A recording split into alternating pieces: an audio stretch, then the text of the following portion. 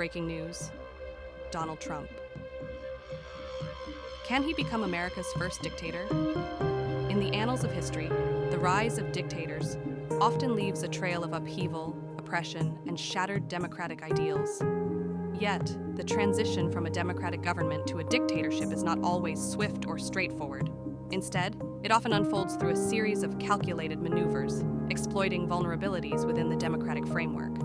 Let's talk about the intricate mechanisms through which dictators ascend to power, examining the strategies they employ to undermine democratic institutions, manipulate public opinion, and consolidate authority. By understanding these tactics, we can shed light on the fragility of democracy and the importance of safeguarding its principles. Now, join us to unravel the unsettling journey of how dictators take control of democratic governments. 10 tactics dictators use to take control of democratic governments, along with historical and current examples. 1. Exploiting national crises. Dictators often rise to power during times of economic hardship, war, or social unrest. They promise stability and security, capitalizing on public fear and discontent. Example: Adolf Hitler in Germany after WWI II. Undermining democratic institutions. This can involve weakening legislatures, discrediting the judiciary, or manipulating elections. Example: Hugo Chavez in Venezuela gradually stacked the courts with his allies. 3. Stoking nationalism and populism. They appeal to emotions by scapegoating minorities or foreign powers, promoting a us vs them mentality. Example: Donald Trump's rhetoric about immigrants in the U.S. 4. Controlling the media. Dictators restrict freedom of the press and use propaganda to control the narrative, silencing dissent. Example: Vladimir Putin's crackdown on independent media in Russia. 5. Suppression of opposition. This involves intimidation, arrests, or violence against political rivals, journalists, and activists. Example: Xi Jinping's crackdown on dissent in China. 6. Cultivating a personality cult. They build a public image of themselves as strong, infallible leaders, often using state media to glorify their achievements. Example: Kim Jong-un in North Korea. 7. Exploiting legal loopholes. They manipulate or rewrite constitutions to extend term limits or grant themselves greater power. Example: Erdogan in Turkey. 8. Building a power base. Dictators create patronage networks, rewarding loyalty and silencing dissent within their own party or military. Example: Muammar Gaddafi's reliance on his tribe in Libya. 9. Cyber warfare and disinformation. This involves using social media and hacking to spread misinformation, sow discord, and manipulate public opinion. Example: Russian interference in the 2016 U.S. elections. 10. Corruption and bribery. Dictators enrich themselves and their allies to buy silence and loyalty, weakening democratic institutions.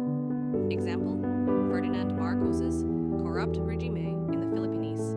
It's important to note that these tactics are often used in combination, and the specific methods will vary depending on the context. Can Donald Trump really become America's first dictator? Revealing the Dark Powers, a comparative analysis of Donald Trump's policies and speech with dictators' tactics. Are there eerie similarities between the rhetoric and actions of Donald Trump and history's most notorious dictators? What tactics did dictators employ to maintain power, and do they echo in Trump's policies and speech? Let's dive deep into the dark corridors of political manipulation and examine the unsettling parallels between Trump and dictators. Facts.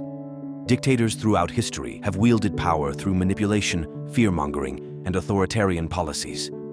Donald Trump, the 45th President of the United States, has often been accused of employing similar tactics during his tenure. Trump's speeches and policies have sparked controversy and raised concerns about his intentions and methods of governance. Comparison of tactics. Number 1. A cult-like personality. Dictators often cultivate a cult-like following around themselves, portraying themselves as saviors or strong leaders. Trump's rhetoric frequently emphasizes his own greatness and portrays him as the only one capable of solving the nation's problems. For instance, he repeatedly says that "I alone can fix it." Number 2. Scapegoating and division. Dictators commonly scapegoat certain groups or minorities to deflect blame and consolidate power. Trump's speeches have frequently targeted immigrants and minority communities, using them as scapegoats for various issues. Remember his remarks about Mexicans being rapists and calling for a ban on Muslims entering the US. Number 3, attacks on the media. Dictators often undermine the credibility of the free press to control the flow of information and suppress dissent. Trump has repeatedly attacked media outlets, labeling them as fake news and the enemy of the people, undermining the role of the press in holding leaders accountable.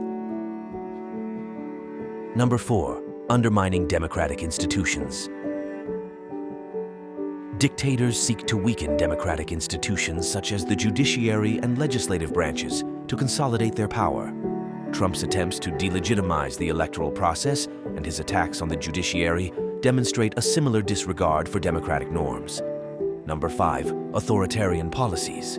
Dictators implement authoritarian policies to exert control over the population and limit dissent. Trump's policies, such as the travel ban targeting Muslim-majority countries and his administration's aggressive immigration enforcement, have raised concerns about authoritarian tendencies. Quotes, "When somebody challenges you, fight back, be brutal, be tough." Donald Trump. "I have the absolute right to do what I want to do with the Justice Department." Donald Trump. "I have 100% presidential immunity." Donald Trump. The parallels between Donald Trump's policies and rhetoric and the tactics employed by dictators throughout history are striking.